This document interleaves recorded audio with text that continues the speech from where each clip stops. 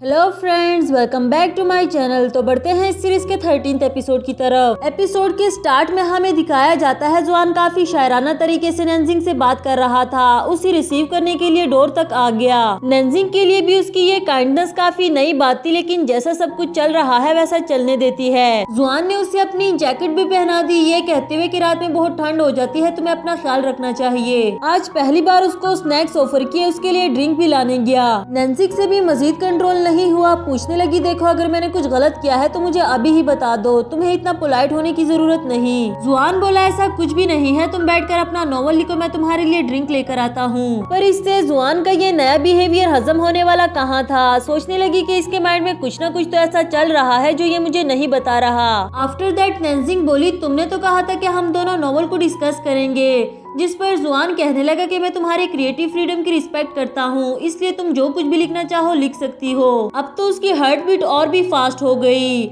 Obvious सी बात है, जुआन अपनी पर्सनैलिटी के अगेंस्ट बिहेव करेगा तो उसकी धड़कनें तो तेज होगी ही। उसने तो ये तक कह दिया कि तुम मेरे बारे में जैसा भी फील करती हो तुम्हारा राइट है, तुम उसे हॉनेस्टली लिख सकती हो। एंड नेंजिंग ये कहते हुए जाने लगी कि मैं मजीद नॉवल अपने घर में लिखना चाहूंगी, पर अभी भी उसे जाते हुए डर लग रहा था कि ये सब कुछ एक प्रैंक ही ना हो। फिर गुड बाय कहते हुए अपने घर भाग गई। जबकि इधर जुआन अपना गुस्सा निकालता है क्योंकि वो इतने अच्छे से बिहेव कर रहा था, फिर भी नेंजिंग जान छुड़ाते हुए घर भाग गई। साथ ही खुद को कंट्रोल करते हुए कहने लगा मैं एक केयरिंग बॉय हूँ, मुझे गुस्सा नहीं करना, सब कुछ जल्दी ही नॉर्मल हो जाएगा। इधर नेंजिंग काफी खुश होकर आती है, सोच रही थी कि फाइनली ये डेविल एक केयरिंग बॉय में बदल गया। लेकिन एक मिनट, ये अचानक से ऐसे केयरिंग बॉय में कैसे बदल सकता है? कहीं इसके माइंड में कोई बड़ी गेम तो नहीं चल रही? खैर मुझे क्या, मुझे उसके ऑर्डर से छुटकारा मिल गया, मेरे लिए यही काफी है। नॉवल में जुआन के बारे में लाइंस ऐड करती है कि फाइनली वो एक डेविल से एंजल बन गया है और नेंजिंग को भी उससे रिलीफ मिला। बट उसको ये एंडिंग काफी ज्यादा बोरिंग लगी, तो सोचने लगी कि क्यों ना नेंजिंग को एक काइंड और केयरिंग बॉयफ्रेंड से मिलाया जाए। नेंजिंग एक प्यारी सी मासूम सी सच्चे दिल की लड़की है जिसने हमेशा एक काइंड बॉयफ्रेंड की विश की। आज उसकी ये विश भी पूरी हो गई और फाइनली उसे एक ऐसा लड़का मिल गया।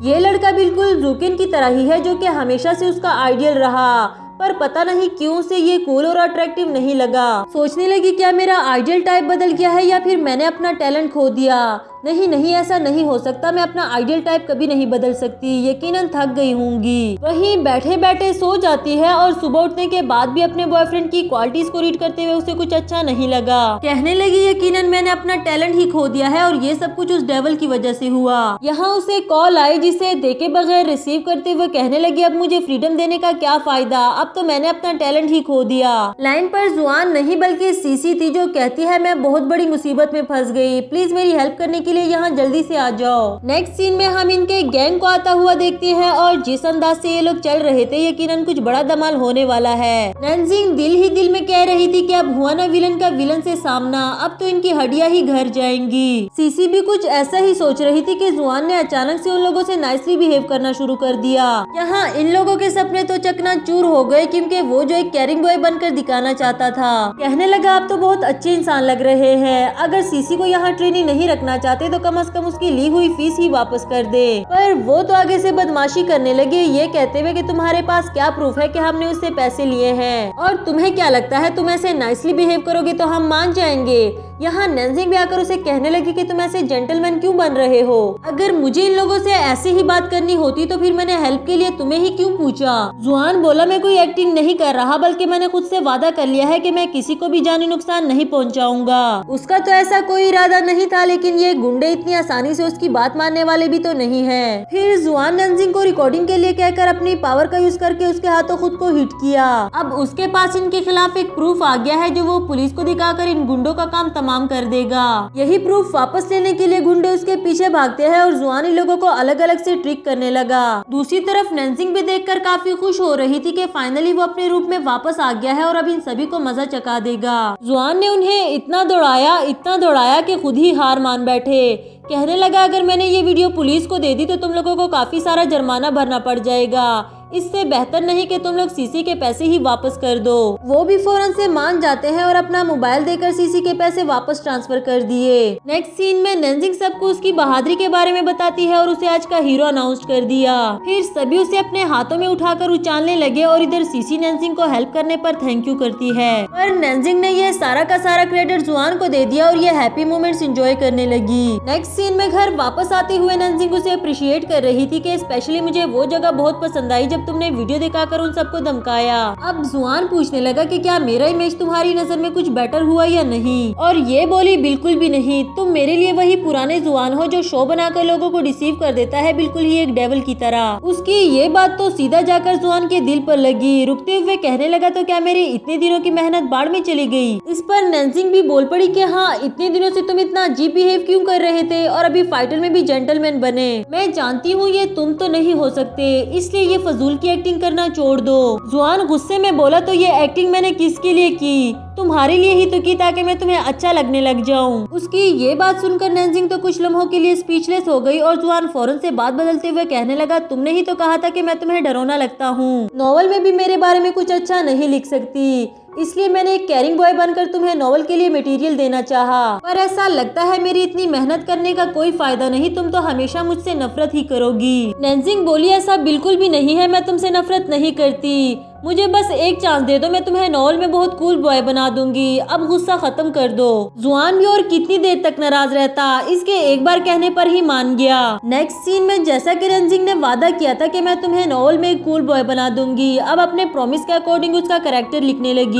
ये लिखते हुए उसे जुआन की सारी अच्छाइयाँ याद आ रही थी जब जब उसने इसकी हेल्प की। ये सब कुछ सोचने के बाद नेंजिंग कहने लगी कि वो इतना भी बुरा नहीं है जितना मैं उसे समझती हूँ, या फिर शायद मैंने हमेशा उसका डेविल वाला रूप ही देखना चाहा। तभी सीसी उसको पिक्चर सेंड करते हुए पूछने लगी कि कहीं तुम जुआन की फैन तो नहीं बन गई, जिस पर नेंजिंग खुद से ही बोली मैं उसकी कोई फैन शैन नहीं बनी, बस वो आज मुझे कुछ ज्यादा ही कूल लगा। नेक्स्ट मॉर्निंग का सीन दिखाया जाता है जहाँ ये किंग बिजनेस ट्रिप पर जाने से पहले सभी को उनका टास्क समझा रही थी। फिर मीटिंग खत्म होने के बाद नेंजिंग से उसके नॉवल के बारे में पूछ रही थी, जिस पर उसने बताया कि मैंने अभी तक फिनिश नहीं किया पर जल्दी ही कर लूंगी। साथ ये भी बताया कि बॉस 2 दिनों से ऑफिस नहीं आए, काफी डिप्रेस लग रहे थे और अपने शेड्यूल को भी फॉलो नहीं कर रहे। ये कहकर नेंजिंग वहाँ से चली जाती है और यहाँ ये कैंग को तो जुकिन की फिक्र पड़ गई।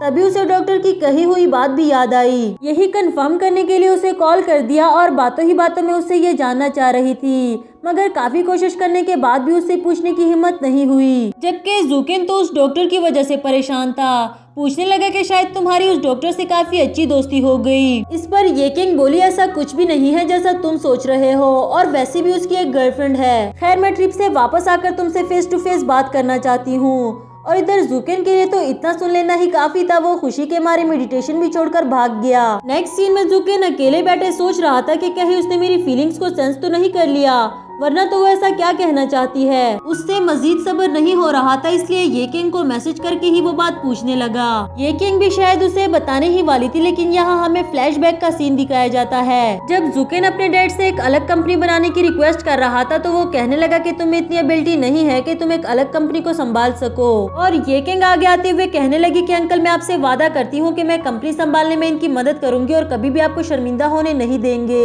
ये किंग का ये कॉन्फिडेंस देखकर जुकिन को सुनाने लगा कि तुम इस लड़की के इसी चिकनी चुपड़ी बातों में आ गए हो ना, तभी तो इससे अलग भी नहीं होते। एंड जुकिन ने बताया कि हम दोनों में ऐसा कोई रिलेशनशिप नहीं जैसा आपको लग रहा है, हम दोनों सिर्फ दोस्त हैं। यहाँ शायद ये किंग के दिल में उसके लिए फीलिंग्स थी, मगर जुकिन के मुंह से ये बात जानने के बाद तो उसने वो भी खत्म कर दी। उसे इस बात का एहसास हो गया कि चाहे कुछ भी हो जाए जुकिन उसे पसंद नहीं कर सकता। सीन शिफ्ट होकर जुआन पर आता है जहाँ वो सभी के साथ बैठकर ड्रिंक कर रहा था और अपने मोमेंट्स को सेलिब्रेट करता है। ये लड़का जिसे जुआन ने हमेशा सीसी का बॉयफ्रेंड समझा, मगर सीसी तो सिर्फ इसे अपना दोस्त ही मानती है। हालांकि हाउ के दिल में सीसी के लिए वो वाली फीलिंग्स है, मगर उसे बताने से डर लगता है। इधर नेंजिंग भी सीसी को समझा रही थी कि वो तुम्हारी इतनी हेल्प करता है, अब खामखा में तो नहीं करता, तुम भी उसके बारे में सोचने की कोशिश तो करो। आफ्टर दैट हमें जुआन को नेंजिंग से पंजा लड़ाते हुए दिखाया जाता है, जो ना तो खुद हारता है और ना ही उसे हारने देता है। नेंजिंग को देखते देखते उसके आंखों में खो गया और यहाँ नेंजिंग ने तो उसे एक झटके में ही हरा दिया।